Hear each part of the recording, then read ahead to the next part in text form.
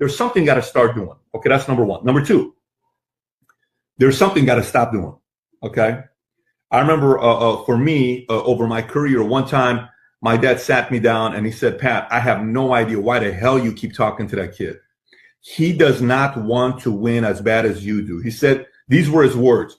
In the last 3 years, the guy has gained 50 pounds and he's blaming the business for it. What are you doing spending time with this guy?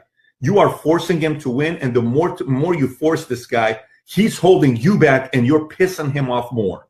Stop driving this guy insane and driving yourself insane. So I stopped that entire relationship. I stopped certain contacts that I had. I stopped wasting my time reading material that didn't feed me the content that I needed. I stopped trying to get 50 different things going.